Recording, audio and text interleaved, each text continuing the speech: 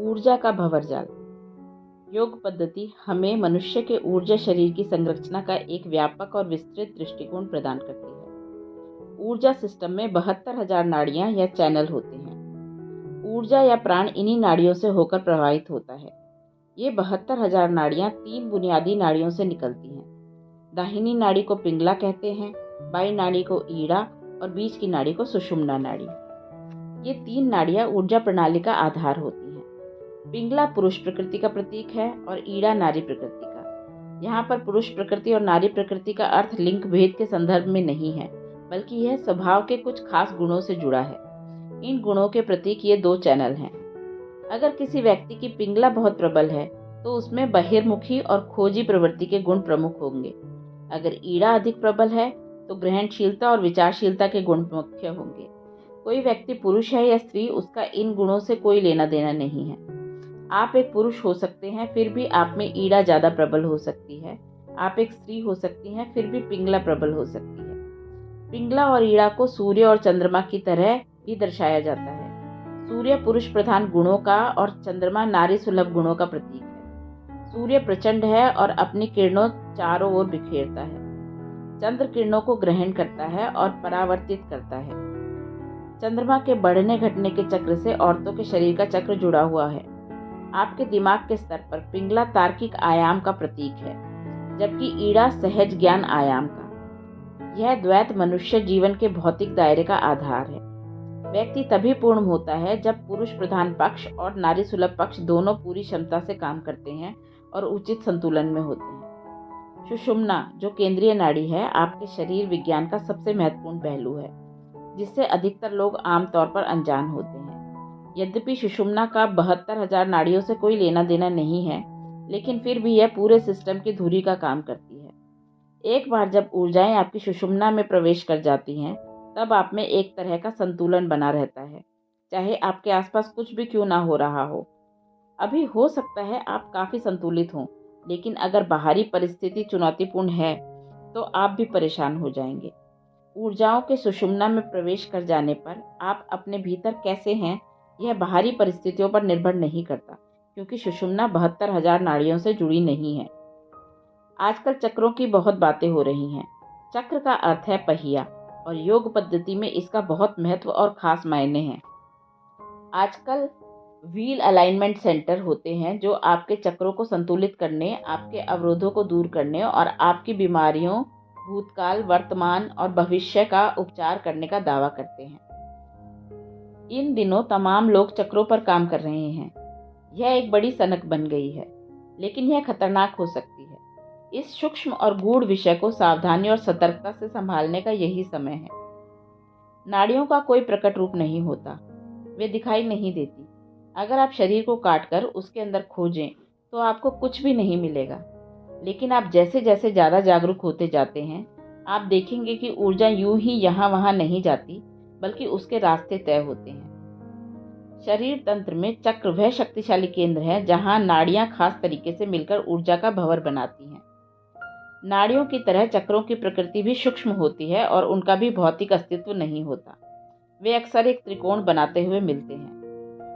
हर machine में सभी घूमने वाले पुर्जे हमेशा गोल होते हैं, क्योंकि एक गोलाकार चीज ही कम से कम घर्षण के साथ घूम सकती है। इन ऊर्जा केंद्रों का ऐसा नाम इसीलिए रखा गया क्योंकि चक्र या पहिया गतिशीलता का एहसास कराता है। शरीर में कुल 114 चक्र हैं। 2 शरीर के बाहर हैं और 112 शरीर के अंदर। इन 112 चक्रों में से 7 मुख्य चक्र हैं। अधिकतर लोगों के लिए इनमें से केवल 3 सक्रिय रहते हैं, बाकी या तो मंद या तो कम सक्रिय रहते हैं। आपको अपना सांसारिक जीवन जीने के लिए सभी 114 चक्रों को सक्रिय नहीं करना होता। बस कुछ ही चक्रों की सहायता से आप एक काफी संपूर्ण जीवन जी सकते हैं। अगर आपको पूरे 114 चक्र सक्रिय करने हों तो आपको शरीर का बिल्कुल आभास नहीं रहेगा। योग का उद्देश्य आपके ऊर्जा सिस्टम को इस तरह से सक्रिय करना है कि आपकी शारीरिक चेतना लगातार नीची होती रहे, ताकि आप यहाँ बैठकर शरीर में रहें, लेकिन खुद शरीर ना रहें। दक्षिण भारत में सदाशिव बहोंद्र नाम के एक प्रसिद्ध योगी थे। वे निर्काया थे, जिसका शाब्दिक अर्थ है शरीर विहीन योगी होता है। उनको अपने शरीर के होने का कोई आभास नहीं रह गया था। इस अवस्था में व्यक्ति को कपड़े पहनने का भी ख्याल नहीं आता, वे बस नंगे ही घूमते हैं। इस अवस्था में घर, संपत्ति या भौतिक सीमा का कोई बोध नहीं रहता। एक दिन वे टहलते हुए कावेरी नदी के किनारे राजा के बगीचे में चले गए। राजा वहां अपनी रानियों के साथ बैठा हुआ आराम कर रहा था। अपनी ही नग्नता से अनजान सदाशिव बहोंद्र बगीचे में घूमते रहे। राजा को बहुत गुस्सा आया। यह कौन मूर्ख है जो मेरी रानियों के सामने नंगा घूमने की हिम्मत कर रहा है। राजा ने अपने सिपाही उनके पीछे भेज दिए। सिपाही सदाशिव बहोंद्र को पुकारते हुए उनके पीछे भागे। उन्होंने मुड़कर नहीं देखा, वे बस टहलते रहे। गुस्से में आकर एक सिपाही ने अपनी तलवार निकाली और उन पर वार कर दिया। उनका दाहिना हाथ कटकर गिर गया। सदाशिव बहोंद्र ने अपनी चाल तक धीमी नहीं की, वे चलते रहे। यह देखकर सिपाही स्तब्ध रह गए और भयभीत हो गए। उन्हें एहसास हुआ कि वे कोई साधारण व्यक्ति नहीं है। राजा और उसके सिपाही उनके पीछे भागे, उनके पैरों में गिरकर उनसे क्षमा मांगी और उन्हें बगीचे में वापस ले आए। वे उस बगीचे में जीवन भर रहे और अंत में अपना शरीर वहीं पर त्याग दिया। योग परंपरा में इस तरह के अनगिनत उदाहरण हैं। जब आपकी ऊर्जाएं एक उच्च अवस्था में होती हैं, तो भौतिक अस्तित्व का बोध इतना कम हो जाता है कि व्यक्ति के लिए कई दिनों तक बिना किसी बाहरी पोषण के गुजार लेना भी संभव होता है। मानव शरीर तंत्र में चक्रों की क्या भूमिका है? 7 मौलिक चक्र हैं। मूलाधार, जो गुदा और जननांग के बीच स्थित होता है। स्वाधिष्ठान, जो जननांग से ठीक ऊपर होता है। मणिपूरक, जो नाभि से 3/4 इंच नीचे होता है। अनाहत, जो पसलियों के मिलने की जगह पर नीचे गड्ढे में होता है। विशुद्धि, जो कंठ के गड्ढे में होता है। आज्ञा चक्र, जो दोनों बाहों के बीच होता है। और सहस्रार चक्र, जिसे ब्रह्मारंध भी कहते हैं, सिर की सबसे ऊपरी जगह पर होता है। यह नवजात बच्चे के सिर में ऊपर सबसे कोमल जगह होती है। ये चक्र 7 विभिन्न आयाम हैं, जिनके माध्यम से आपकी ऊर्जा को अभिव्यक्ति मिलती है। आपके भीतर होने वाले अनुभव, क्रोध, पीड़ा, शांति, खुशी और परमानंद आपकी जीवन ऊर्जा की अभिव्यक्ति के अलग अलग स्तर हैं। अगर आपकी ऊर्जा मूलाधार में प्रबल है, तो आपके जीवन में भोजन और नींद का सबसे प्रमुख स्थान होगा। अगर आपकी ऊर्जा स्वाधिष्ठान में सक्रिय है, तो आपके जीवन में सुख प्राप्त करना सबसे महत्वपूर्ण होगा। आप भौतिक सुखों का भरपूर मजा लेने का प्रयास करेंगे। अगर आपकी ऊर्जा मणिपूरक में प्रबल है, तो आप एक कर्मशील व्यक्ति होंगे। आप दुनिया में बहुत से काम कर सकते हैं। अगर आपकी ऊर्जा अनाहत में सक्रिय है, तो आप एक सृजनशील व्यक्ति होंगे। इसी तरह से आपकी ऊर्जा अगर विशुद्धि में सक्रिय है, तो आपकी मौजूदगी बहुत शक्तिशाली होगी। अगर आपकी ऊर्जा आज्ञा में सक्रिय है या आप आज्ञा तक पहुंच गए हैं, तो इसका मतलब है कि बौद्धिक स्तर पर आपने सिद्धि पा ली है। यह बौद्धिक सिद्धि आपके अंदर स्थिरता और शांति की अवस्था ला सकती है। आपके आसपास चाहे कुछ भी हो रहा हो या कैसे भी हालात हो, आपको कोई फर्क नहीं पड़ेगा। ये बस तीव्रता के अलग अलग स्तर हैं। सुख तलाशने वाले के जीवन में भोजन और नींद के पीछे भागने वाले की तुलना में अधिक तीव्रता होती है। वह व्यक्ति जो इस दुनिया में कुछ नया करना चाहता है, उसकी तीव्रता सुख तलाशने वाले से ज्यादा होगी। एक कलाकार या सृजनात्मक व्यक्ति के जीवन में इन 3 लोगों की तुलना में अधिक तीव्रता होती है। अगर आपने विशुद्धि को पा लिया है, तो यह तीव्रता का बिल्कुल अलग आयाम होता है और आज्ञा के स्तर में उससे भी ऊंचा है। एक बार जब इंसान की ऊर्जा सहस्रार तक पहुंच जाती है, तो वह पागलों की तरह परमानंद में झूमता है। आप बिना किसी बाहरी उकसावे के ही आनंद में झूमते हैं, क्योंकि आपकी ऊर्जाओं ने उस चरम शिखर को छू लिया है। निचले और ऊपरी चक्रों की बात करना भ्रामक हो सकता है। यह कुछ एक बिल्डिंग की नींव और छत की तुलना करने जैसा है। छत बेहतर नहीं होती, नींव कमतर नहीं होती। किसी बिल्डिंग की क्वालिटी, जीवन काल, स्थिरता और सुरक्षा काफी हद तक उसकी छत की तुलना में उसकी नींव पर अधिक निर्भर करती है। उदाहरण के लिए, भौतिक शरीर में आपकी ऊर्जाओं को कुछ हद तक मूलाधार में होने की आवश्यकता है। मूल का अर्थ है जड़ या स्रोत और आधार का अर्थ है नींव। शरीर की बनावट में यह आधार है। अगर आपको विकास करना है, तो आपको इसे उन्नत बनाना होगा। साथ ही चक्रों का न केवल भौतिक आयाम होता है, बल्कि आध्यात्मिक आयाम भी होता है। अगर आप इसमें सही किस्म की जागरूकता ले आते हैं, तो उसी मूलाधार को इस सीमा तक रूपांतरित किया जा सकता है जहां आप भोजन और नींद की व्यवस्थापूर्ण आवश्यकता से पूरी तरह मुक्त हो जाते हैं। चक्र 2 आयामों में से किसी एक आयाम में आते हैं। मूलाधार, स्वादिष्ठान, मणिपूरक और संबंधित चक्र शरीर को स्थिर और आधार से जुड़ा रखने में अधिक संबंध रखते हैं। ये गुण धरती और आत्म सुरक्षा से जुड़े हैं। जब आपकी ऊर्जा इन चक्रों में प्रबल होती है तब आपके गुण सांसारिक होते हैं और आप प्रकृति की पकड़ में अधिक होते हैं। ऊपरी चक्र विशुद्धि, आज्ञा, सहसार और संबंधित चक्र ऐसे केंद्र हैं जो आपको धरती के आकर्षण से दूर खींचते हैं। वे अनंत की लालसा से संबंध रखते हैं। वे आपको उस शक्ति के प्रति ग्रहणशील बनाते हैं जिसे हम आमतौर पर कृपा कहते हैं। बीच का चक्र अनाहत इन 2 वर्गों के बीच का संतुलन है। यह आपके निचले और ऊपरी चक्रों के बीच के स्थान की तरह है। आत्म सुरक्षा की प्रवृत्ति और मुक्ति की ओर जाने की प्रवृत्ति के बीच का स्थान। इसे एक दूसरे को काटते हुए 2 त्रिभुजों के रूप में दर्शाया जाता है। एक त्रिभुज का सिरा नीचे की ओर और दूसरे का ऊपर की ओर होता है, जिससे 6 सिरों वाला सितारा या स्टार बन जाता है। कई धार्मिक परंपराओं में इसे एक पवित्र प्रतीक की तरह इस्तेमाल किया गया है, क्योंकि इन संस्कृतियों में कुछ आत्मज्ञानी लोगों ने अपनी परम प्रकृति को अनाहत के माध्यम से प्राप्त किया था और उन्होंने इस चक्र को काटते हुए त्रिभुजों को अपने भीतर देखा था। विशुद्धि का शाब्दिक अर्थ होता है छलनी। यह चक्र आपके कंठ के गड्ढे में स्थित है।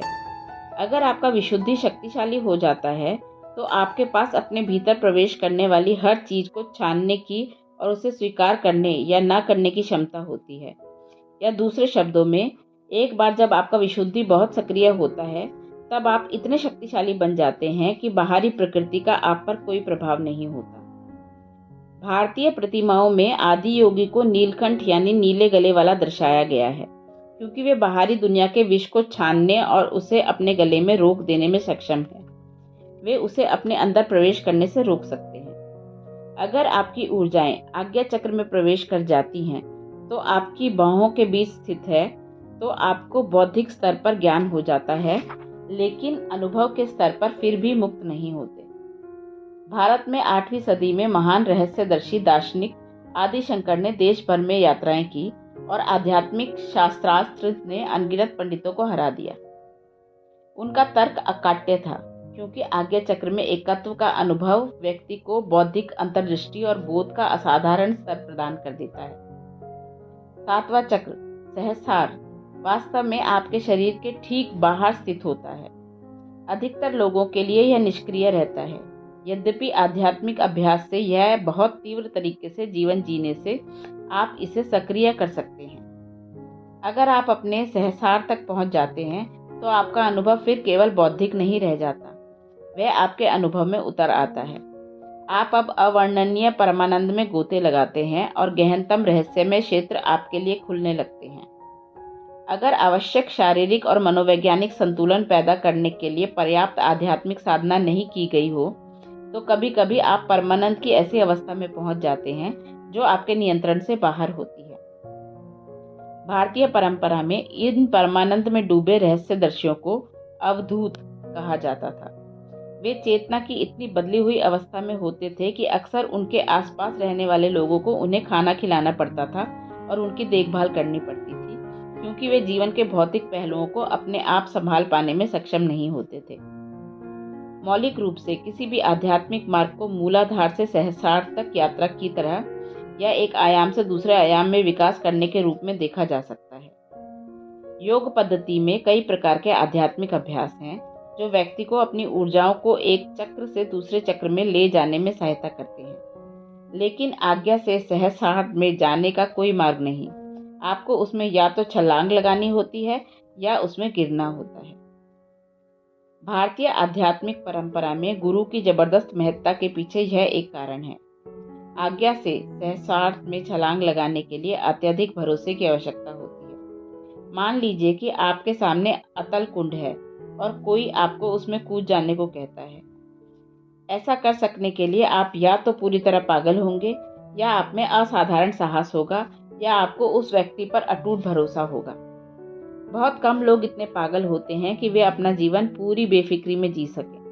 अधिकतर लोग सावधानी से और अपनी सीमाओं की रक्षा करने की ज़रूरतों से संचालित होकर जीते हैं, तो 99.9% लोगों के लिए भरोसे की ज़रूरत होती है। बिना भरोसे के वे कभी छलांग नहीं लगाएंगे। हालांकि इस अगाध कुंड को डरावनी खाई की काली छवि के रूप में देखने की जरूरत नहीं है। इसके बदले यह एक ऐसे स्थान को दर्शाता है जो चोट खाने और पीड़ा की सभी संभावनाओं से मुक्त है। यह एक बिल्कुल नया आयाम है जो दोष रहित तरीके से न दोहराने वाला है। यह आयाम तुलना से परे है। यह आपको एक अलग इकाई के बजाय सर्वसमावेशी अनंत प्रकृति में आनंद से परे की निश्चलता में पहुंचाता है, और इसीलिए छलांग लगाना फायदेमंद है। छलांग ही सब कुछ है। इस छलांग से तली रहित अगाध कुंड सीमा रहित आजादी बन जाता है। साधना। खुली आंखों से अपनी बाहों के बीच के स्थान से 6 से 9 इंच की दूरी पर 12 से 48 मिनट तक अपना ध्यान केंद्रित करने से आपको अपने अलग अलग चक्रों की प्रकृति और संरचना का एहसास हो सकता है। यह आपके ध्यान के स्तर और उसकी अवधि पर निर्भर करेगा।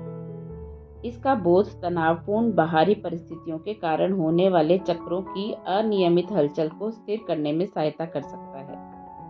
क्रिया योग के एक बहुत परिष्कृत प्रकार का यह बस एक पहलू है जो आपको अपने आंतरिक आकाशीय आयाम तक पहुंच प्रदान करता है।